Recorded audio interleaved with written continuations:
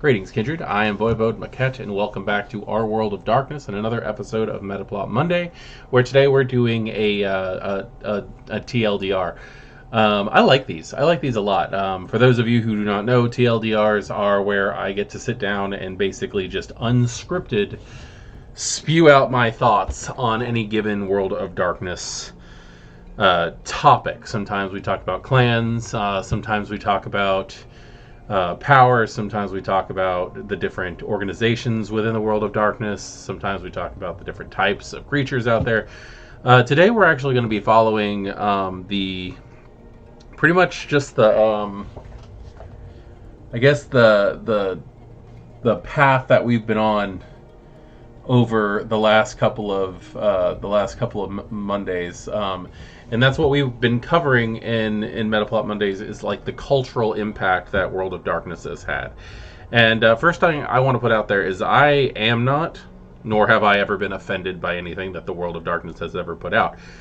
I'm basically just trying to figure out if anybody else is. That's basically it. A World of Darkness itself is based around, especially Vampire the Masquerade, is based around this story that spans various cultures. And World of Darkness is not the only ones that do this. There are so many different works of fiction that have been put out there by various authors and content creators and stuff like that just put out these alternate history realities. And they're so much fun to read. I love every single one of them. I don't think I've ever read one that at least the idea of it didn't at least spark some form of interest in my mind. And I do have examples here of what World of Darkness is doing. Starting off with the original story of Cain and Abel. I am not a member of any of the Abrahamic religions. I'm not Christian, I'm not Jewish, I'm not Muslim. But I also don't see that there's much in there to really get up in arms about. Primarily because we're talking about Cain, the first murderer, and nobody really tends to go, nuts about villainizing a villain already.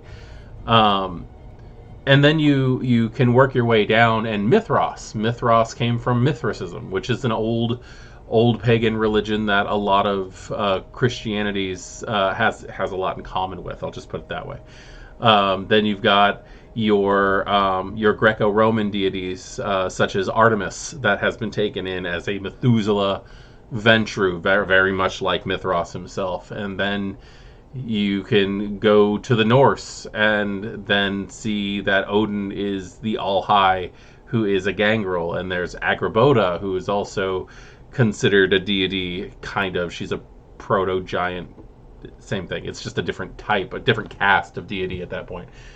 That is a very interesting thing for me, and the reason why this is coming up is because I just did the Watchlapotchly Metaplot Monday video last week, and it really got me thinking of like what deities are taken in for their fiction and how interesting and fun are these ideas. Now, I don't think Watchlapotchly is really a deity that is worshipped, at least in mass, anymore.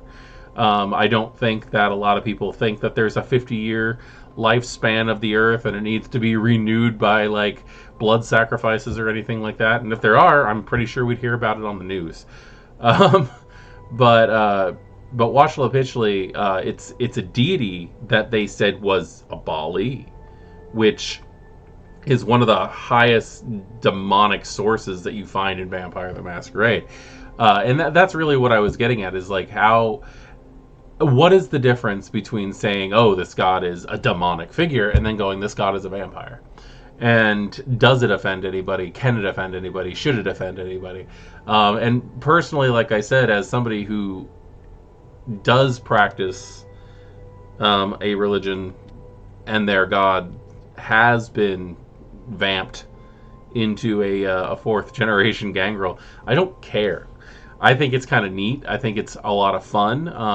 I can compare the works that World of Darkness is doing to make these characters more interesting and, well, not more interesting, but interesting in a different setting. I can compare that to like the work of Neil Gaiman in American Gods and things like that. Like, he really did take the archetype that those deities were and turn them into his own storyline, and it was just a lot of fun. And if anybody hasn't read American Gods, you guys really should, because it's so much fun. Neil Gaiman's got just an interesting way of writing and an outlook in the different gods. And he touched on everything from Hindu, Norse, Christian. Like, he went all in on this because these characters are alive and well in our fiction. Now, this isn't all supposed to just be about religion. I don't want this to be about religion. I want this to be about cultural impact. And I think one of the best places to start with that is actually how I think this whole train of thought in my mind got started, which is going into South America and looking at the drowned legacies. Some of those drowned legacies were just I don't know, there's always the Nosferatu, the hidden monsters and stuff like that, and it really does feel like a lot of the drowned legacies are just like Nosferatu offshoots. Like, they're all considered terrifying and ugly and monstrous and demonic in some fashion and things like that, even if it's just outwardly appearance. And I was just wondering, like, where does the line draw when it comes to representation of cultural monsters, I guess? Because you look at the various clans, and you can tell that when they were first written, and it's changed a lot in V5, but when they were first written, it was very obviously they were all separated by region. Like, the clans, like, there could be an argument that you could just take away the antediluvian idea, take away the Cain idea, say that they evolved alongside with humanity, and then each of the clans came from various regions where humans went off and did their own things. And a good example is the Venture are very German. They are very German Austrian vampires. You've got your Toreador, who are very Parisian. You have your Gangrel, who are very Norse. You have the followers of Set, which came from North Africa. Your Ravno, who were originally set in as gypsies and then Hindu. They went into that, and Ravno themselves just tend to be on this recycling process, which is funny with their whole reincarnation aspect. But like, they seem to be on this cultural spinning wheel of where should we put these guys so that they don't offend anybody. And I think they've matched it very well right now with the fact that they are everyone, that they can come from everyone. They haven't retconned the storyline, but they've now dispersed into all the different cultures and all the different trickster deities that can be pulled in. La Sombra are Spaniard, the Tzimisce are Eastern European. Like, when you really look at it, all of the clans, for the most part, can be separated into a cultural bias. The Giovanni have now become the Hecata. You know, like, they're the same thing as the Ravno with the Hecata. They were once the Giovanni. They were an Italian family from Italy.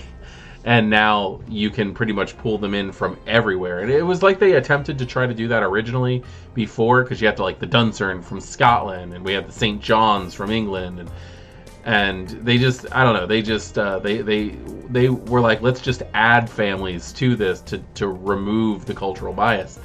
But like I said, I don't get offended by this. In fact, I'm amused by it very much. I enjoy it, but I always wonder when I'm running if someone would be offended by this, because that's something that a lot of people would not consider that a storyteller actually has to go through. And taking in like the story as canon as it is, especially with someone like me who likes to take the older aspects of the game and bring them into the modern, the modern equivalent with V5 and stuff.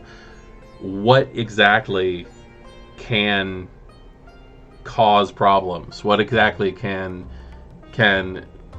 where does it stop being entertainment? I personally don't see it not being entertaining at all. I think it's a lot of fun. I think that they're doing a really fun job, and I like this. I like to see this evolution that the World of Darkness is taking.